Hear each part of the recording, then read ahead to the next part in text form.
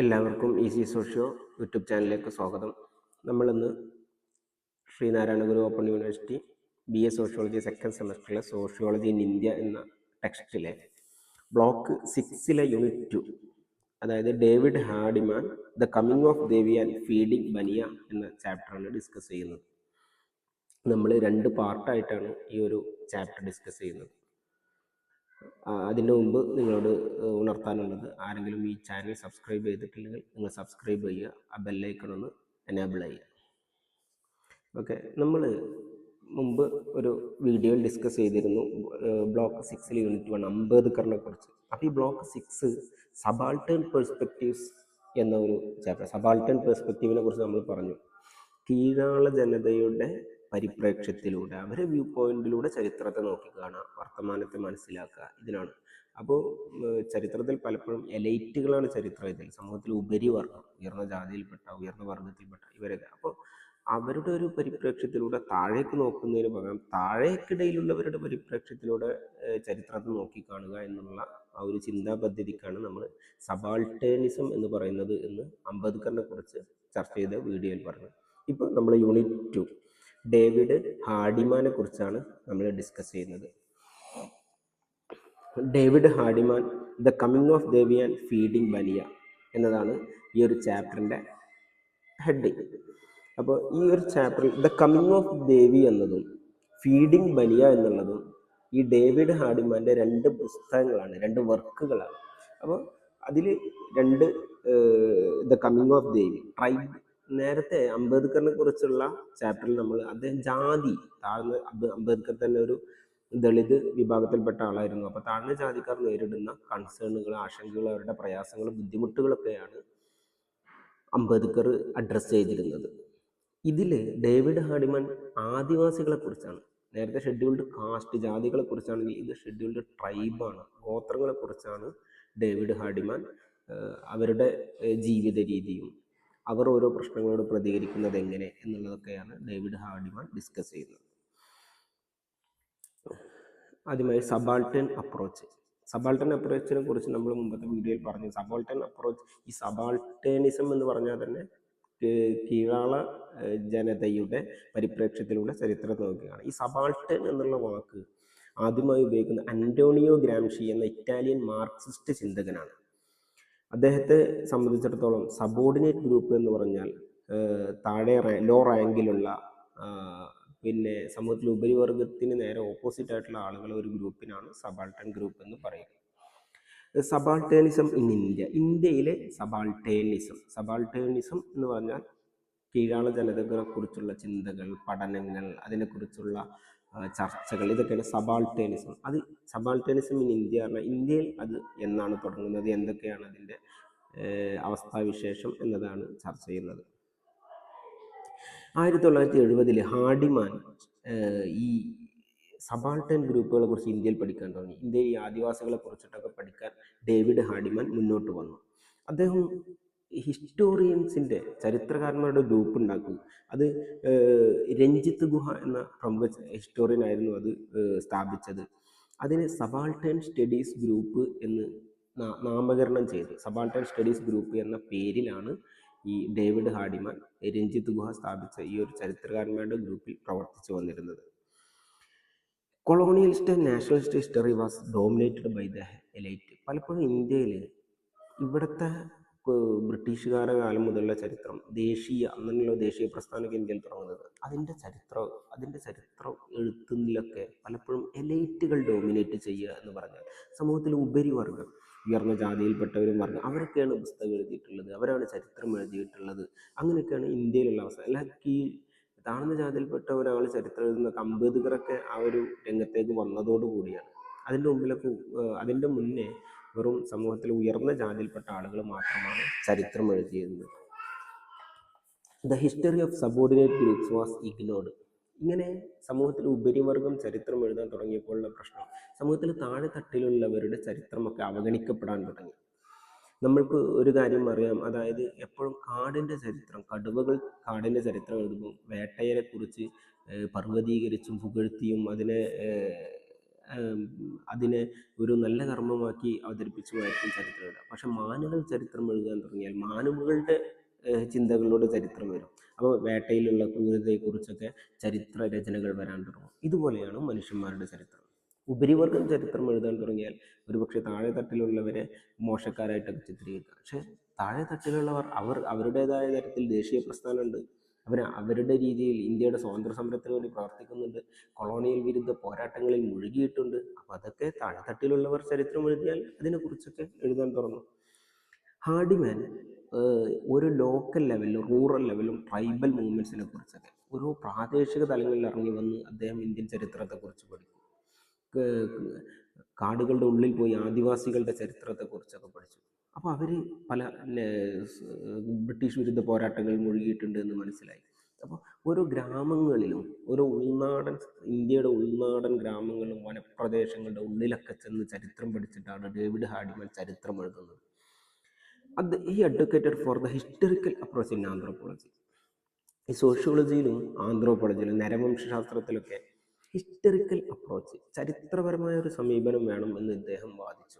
ചരിത്രപരമായ സമീപനം എന്ന് പറഞ്ഞാൽ പലപ്പോഴും ചിലപ്പോൾ സോഷ്യോളജിസ്റ്റുകളും ആന്ത്രോപോളജിസ്റ്റുകളും ഈ മനുഷ്യന്മാരെ സംസ്കാരത്തെക്കുറിച്ചൊക്കെ പഠിക്കുന്ന ആളുകൾ പലപ്പോഴും ഇപ്പോൾ നേരെ ഫീൽഡ് വർക്ക് നടത്തി അവരുടെ ഇടയിൽ പോയി എന്തൊക്കെയാണ് സംഭവിച്ചുകൊണ്ടിരിക്കുന്നത് അത് വെച്ച് അവരെക്കുറിച്ചുള്ള പഠനം തയ്യാറാക്കുകയാണ് ചെയ്യുക. പക്ഷെ ഇദ്ദേഹം പറഞ്ഞത് അങ്ങനെ മാത്രം പോരാ, നമ്മൾ അവരുടെ ചരിത്രം കൂടി പഠിക്കണം. ആദിവാസികളെ കുറിച്ചിട്ടാണെങ്കിൽ ആദിവാസികളുടെ ചരിത്രം പഠിച്ചിട്ട് ഇപ്പോഴത്തെ അവരുടെ അവസ്ഥ, അപ്പോഴേ ഇത് പഠനം സമ്പൂർണ്ണമാവുകയുള്ളൂ, സമഗ്രമാവുകയുള്ളൂ എന്നാണ് ഡേവിഡ് ഹാർഡിമാൻ പറയുന്നത്.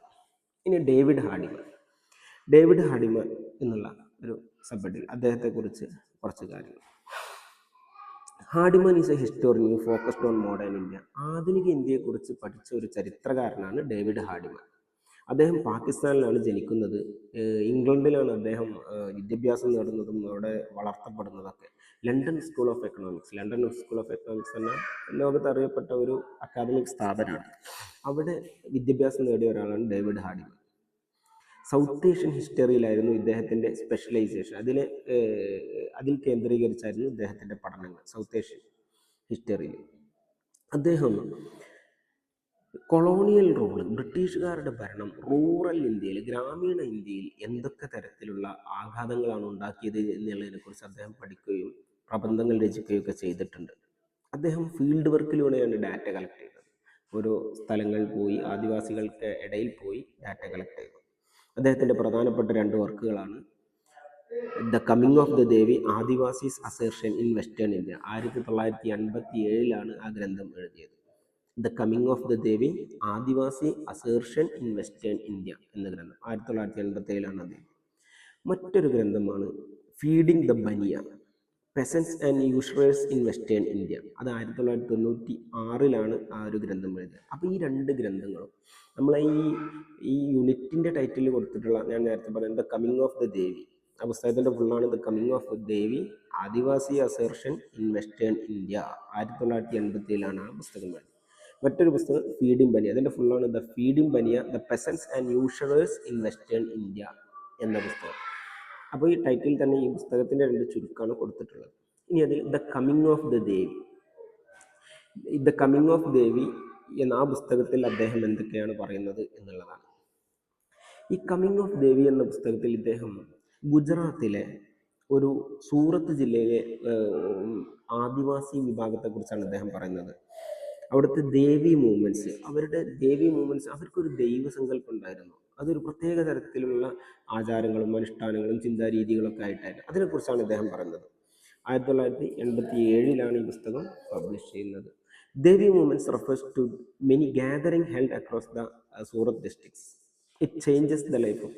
ഈ ഗുജറാത്തിലെ സൂറത്ത് ജില്ലയ്ക്കുള്ളിലുള്ള ഈ ഒരു ഗോത്രവർഗം, അവർക്ക് ഇങ്ങനെ ഒരു ഗാദറിങ്, ഒരുമിച്ച് കൂടുക. അവരിങ്ങനെ ദേവിയുടെ പേരിൽ എല്ലാവരും ഒരുമിച്ച് കൂടും. എന്നിട്ട് കുറേ അവരുടെ വിശ്വാസങ്ങളൊക്കെ പങ്കുവെക്കും. അതിനെക്കുറിച്ചിട്ടാണ് ഇദ്ദേഹം പഠിച്ചിട്ടുള്ളത്. ഈ ആദിവാസികളെക്കുറിച്ച് പഠിച്ചപ്പോൾ ഇദ്ദേഹത്തിന് മനസ്സിലായി the concept of Devi and ഈ ദേവി എന്നുള്ള സങ്കല്പം അതിങ്ങനെ ഓരോ കാലഘട്ടത്തിലും ഇങ്ങനെ മാറി മാറി വരുന്ന ഇദ്ദേഹത്തിന് മനസ്സിലായി. മാറി മാറി വരിക എന്ന് പറഞ്ഞാൽ ഒരിക്കൽ ഇത് അവരുടെ ഇടയിൽ സ്മാൾ പോക്സ് എന്ന് പറയുമല്ലോ, ചിലർ ചൊള്ളാന്നോ, ചിലർ ചപ്പട്ടാന്നോ, അങ്ങനെയൊക്കെ പല പേരിലും പറഞ്ഞു. ഈ സ്മാൾ പോക്സിൻ്റെ ഇൻഫെക്ഷൻ അവരുടെ ഇടയിൽ അങ്ങനെ ഒരു പകർച്ചവ്യാധിയായി വന്നപ്പോൾ അവർ പറഞ്ഞു ഈ ദേവി ഒരു ശിക്ഷാരൂപത്തിൽ നമുക്കിടയിൽ വരികയാണ്. അപ്പോൾ അത് അവരുടെ ഇടയിലുള്ളൊരു വിശ്വാസമാണ്. പിന്നെ ഇത് natural calamities like bad crop and drought, വരൾച്ച രൂപത്തിലും കൃഷിനാശത്തിൻ്റെ രൂപത്തിലൊക്കെ ഇവർക്കിടയിൽ പ്രകൃതി ദുരന്തങ്ങൾ വന്നപ്പോൾ ഇത് ദേവിയുടെ ഒരു ശാപമാണ്, നമ്മൾ എന്തെങ്കിലുമൊക്കെ ചെയ്തതിൻ്റെ ശാപമായിട്ട് ദേവി ഈ രൂപത്തിൽ നമ്മളുടെ ഇടയിൽ പ്രത്യക്ഷപ്പെടുകയാണ് എന്നായിരുന്നു അവരുടെ ഇടയിൽ വിശ്വാസം. അപ്പോൾ ഇതിങ്ങനെ മാറി. ഇനി നാഷണൽ ഫ്രീഡം മൂവ്മെൻറ്റ് അവരുടെ ഇടയിൽ വന്നു. ബ്രിട്ടീഷുകാർ വന്ന് അവർ ചൂഷണം ചെയ്യാൻ തുടങ്ങിയപ്പോൾ അവരതിനെതിരെ സമരം ചെയ്തു. അപ്പോൾ ദേശീയ പ്രസ്ഥാനവും സ്വാതന്ത്ര്യ പ്രസ്ഥാനമൊക്കെ അവരുടെ ഇടയിൽ വന്നപ്പോൾ അപ്പോൾ ഇത് ദേവി നമ്മളിലേക്ക് ഈ ഒരു രൂപത്തിൽ വരികയാണ് എന്ന്. അപ്പോൾ ദേവിയുടെ ആഹ്വാനം കേട്ടിട്ടാണ് നമ്മളിത് ചെയ്യേണ്ടത്, നമ്മുടെ നിർബന്ധ ബാധ്യതയാണ് എന്നായിരുന്നു അവർക്കിടയിൽ നിന്നിരുന്ന ഒരു വിശ്വാസം. അപ്പോൾ ഇതൊക്കെയാണ് അദ്ദേഹത്തിന് ആ ദേവി സങ്കല്പം ഇങ്ങനെ മാറി മാറി വരുന്നതിനെക്കുറിച്ച് ഡേവിഡ് ഹാർഡിമാൻ പറയുന്നത്. ആദിവാസി റിലീജൻ ഇതിൽ കേന്ദ്രീകൃതം. അപ്പോൾ ഇതായിരുന്നു അവരുടെ മതം. അപ്പോൾ അവരുടെ മതസങ്കല്പം സത്യം പറയുകയാണെങ്കിൽ ഈ ദേവി സങ്കല്പത്തിൽ അധിഷ്ഠിതമായിട്ട് ഇങ്ങനെയുള്ള ഈ ഒരു സങ്കല്പത്തിലായിരുന്നു ഇതായിരുന്നു അവരുടെ മതം. അപ്പോൾ നമ്മളുടെ ഇടയിൽ പ്രമുഖമായിട്ട് കുറേ മതങ്ങളുണ്ടാവും. ഇസ്ലാം മതം, ഹിന്ദു മതം, ക്രിസ്ത്യൻ മതം, അതിനൊക്കെ ഓരോ ടെക്സ്റ്റുകളും അതിൻ്റെതായ ആചാരങ്ങൾ അനുഷ്ഠാനങ്ങളൊക്കെ ഉണ്ടാവും. പക്ഷെ ഇവരുടെ മതം ഇങ്ങനെയൊക്കെയുള്ള ഒരു സങ്കല്പങ്ങളിലൊക്കെ ആയിരുന്നു.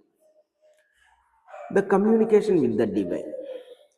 ഈ ദേവീ സങ്കല്പത്തിൽ എങ്ങനെയാണ് ഈ ദൈവികതയുമായിട്ടുള്ള അവരുടെ ആശയവിനിമയം, ഏതൊക്കെ രീതിയിലാണ് അവരുടെ ദൈവത്തെ അഡ്രസ്സ് ചെയ്യുന്നത് എന്നാണ്. ദ ഗോഡ് സൽബൈ സ്പോക്ക് ടു ആദിവാസി. ഈ സൽബൈ എന്നൊരു ദേവത ഇവരോട് ഇങ്ങനെ സംസാരിക്കുന്നതായിട്ട് ഈ വിഭാഗത്തിൽപ്പെട്ട ആളുകൾക്ക് അനുഭവപ്പെടുകയാണ്. അപ്പോൾ through spiritual and asking them to give up liquor and meat. അവരോട് പലപ്പോഴും ഈ സൽബൈ ദേവത വന്നിട്ട് അവരോട് മദ്യവും മാംസമൊക്കെ വർജിക്കാൻ വേണ്ടി പറയുന്നു. അതൊന്നും കഴിക്കരുത്, അതിലൂടെ കുറേ പ്രശ്നങ്ങളൊക്കെ ഉണ്ടാകുമെന്ന്. അപ്പോൾ ഈ ആദിവാസികളെ സംബന്ധിച്ചിടത്തോളം അവർക്ക് മറ്റു നമ്മൾ നേരത്തെ പറഞ്ഞ ഡോമിനൻ റിലീജിയൻ ഇസ്ലാം, മുസ്ലിങ്ങളുടെ ഖുറാനിൽ കുറേ നിർദ്ദേശങ്ങളോ അങ്ങനെയൊന്നുമില്ല.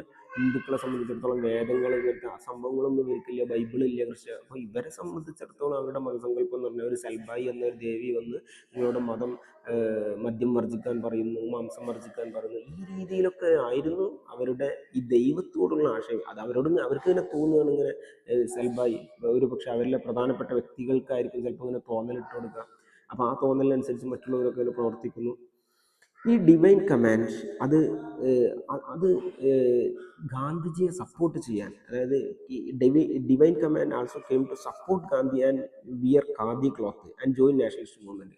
മറ്റൊരിക്കൽ ഈ ദേശീയ പ്രസ്ഥാനം വന്നപ്പോൾ ഇവരോട് ഗാന്ധിജിയെ സപ്പോർട്ട് ചെയ്യണമെന്നും ഈ ഖാദി ധരിക്കണമെന്നും, ഗാന്ധിജി ഖാദി ധരിക്കാൻ വേണ്ടി പറഞ്ഞില്ല, സ്വദേശി വസ്ത്രങ്ങളൊക്കെ പ്രൊമോട്ട് ചെയ്യുന്നതിന് ഭാഗമായിട്ട്. അപ്പോൾ ഖാദി ധരിക്കണം, ഗാന്ധിജിയെ പിന്തുണക്കണം, നാഷണലിസ്റ്റ് മൂവ്മെൻറ്റിൽ അംഗമാവണം, ഇതൊക്കെ ദേവി അവരോട് പറയുന്നതായിട്ട്, അങ്ങനെ ദേവിയുടെ വിളിക്ക് ഉത്തരം നൽകിയിട്ട് അവരിത് ചേരുകയാണ് എന്നാണ് ഡേവിഡ് ഹാർഡിമാൻ അവരോട് ഇങ്ങനെ സംസാരിച്ചപ്പോൾ അവർ പറയുന്നത്. ഞങ്ങളോട് ദേവി ഇങ്ങനെയൊക്കെ പറഞ്ഞു. അപ്പോൾ ഈ ദേവി സങ്കല്പം അവരുടെ രാഷ്ട്രീയത്തെ എങ്ങനെ മാറ്റിമറിക്കുന്നു എന്നാണ് ഇദ്ദേഹം പറയുന്നത്.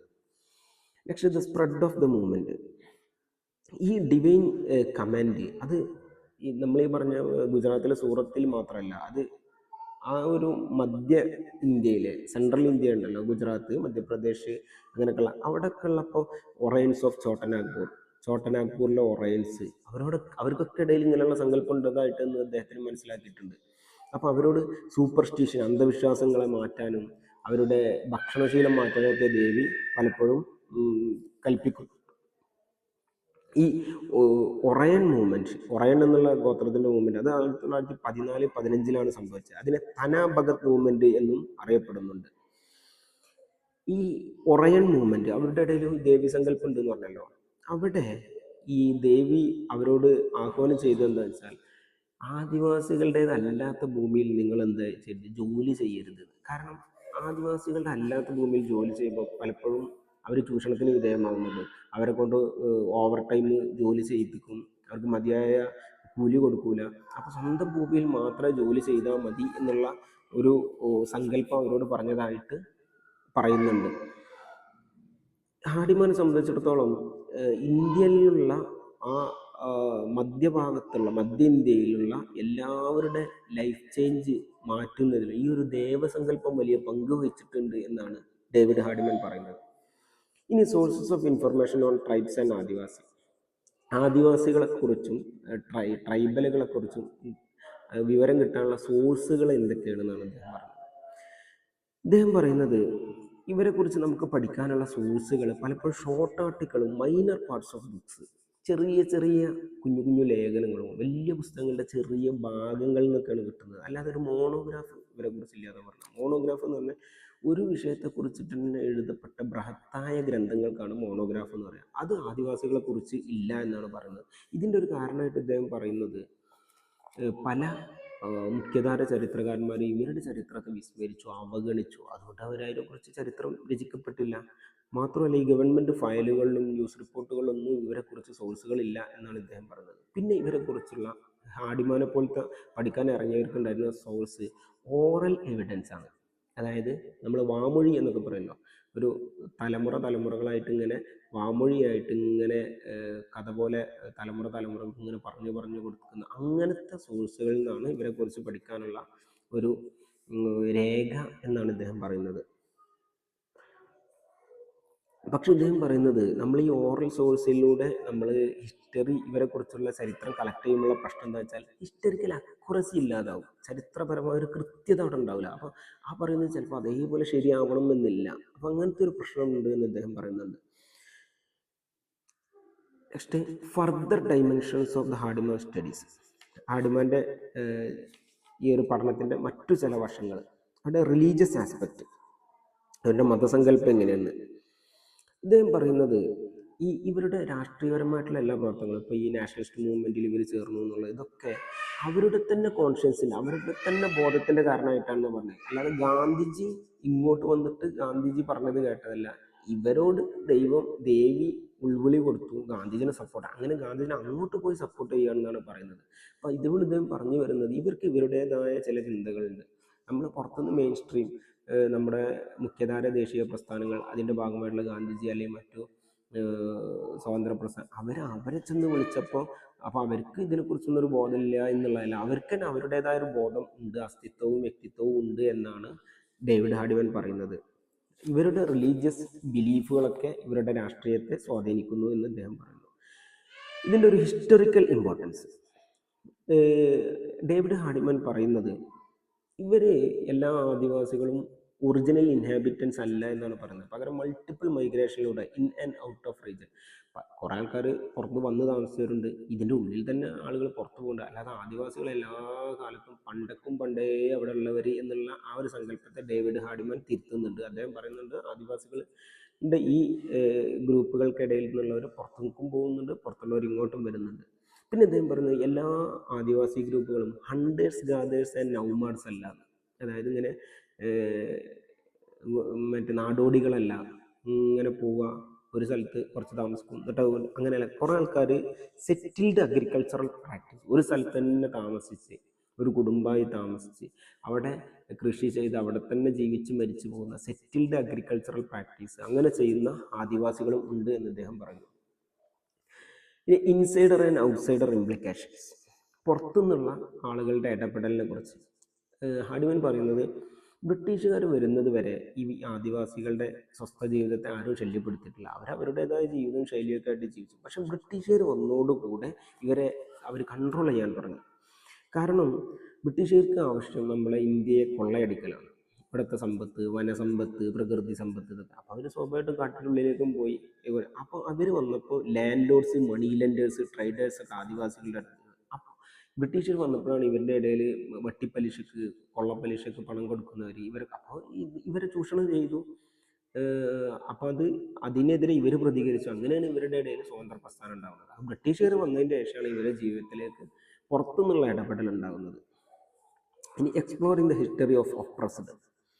ഹാർഡിമാൻ പറയുന്നത് history of the oppressed is as important as the elite to understand history complete. നമ്മൾ ചരിത്രത്തെ സമഗ്രമായി മനസ്സിലാക്കണമെങ്കിൽ സമൂഹത്തിൽ ഉപരിവർഗത്തിൻ്റെ ചരിത്രം മാത്രം മനസ്സിലാക്കിയാൽ പോരാ. മുഖ്യധാര രാഷ്ട്രീയ പ്രസ്ഥാനങ്ങൾ, ദേശീയ പ്രസ്ഥാനങ്ങൾ, സ്വാതന്ത്ര്യ സമര പോരാട്ടങ്ങൾ, അപ്പോൾ അതിൻ്റെ ഭാഗമായിട്ടുള്ള ഗാന്ധിജി, ഇന്ത്യൻ നാഷണൽ കോൺഗ്രസ്, ഇങ്ങനെയുള്ള നമ്മൾ പൊതുവെ കേട്ടുള്ളത് മാത്രം മനസ്സിലാക്കിയാൽ പോരാ. ഇങ്ങനെയുള്ള അധസ്ഥിത വിഭാഗങ്ങൾ അവരുടെ സ്വാതന്ത്ര്യ പോരാട്ടം കൂടി നമ്മൾ മനസ്സിലാക്കിയാലേ നമുക്ക് ചരിത്രത്തെ സമ്പൂർണ്ണമായി മനസ്സിലാക്കാൻ കഴിയുകയുള്ളൂ എന്നാണ് ഹാർഡിമാൻ പറയുന്നത്. അവരുടെ ചരിത്രം മനസ്സിലാക്കണമെങ്കിൽ നമ്മൾ ഓരോ വില്ലേജ് ലെവലും ഗ്രാമതലത്തിലും പോയി നമ്മൾ ചരിത്രത്തെ കളക്ട് ചെയ്ത് അത് ചരിത്രത്തിൻ്റെ ഭാഗമാക്കുമ്പോഴാണ് നമുക്ക് ഇങ്ങനെ ഒരു സമഗ്ര ചരിത്രം സാധ്യമാകുന്നത് എന്നാണ് ഡേവിഡ് ഹാർഡിമാൻ പറയുന്നത്. ഇനി നെക്സ്റ്റ് ഫീഡിങ് ബനിയ എന്നുള്ള ഒരു അദ്ദേഹത്തിൻ്റെ മറ്റൊരു പുസ്തകത്തിനെ കുറിച്ചാണ്. ഇത് നമുക്ക് പാർട്ട് 2 മറ്റൊരു വീഡിയോയിൽ പറയാം. Okay, thank you.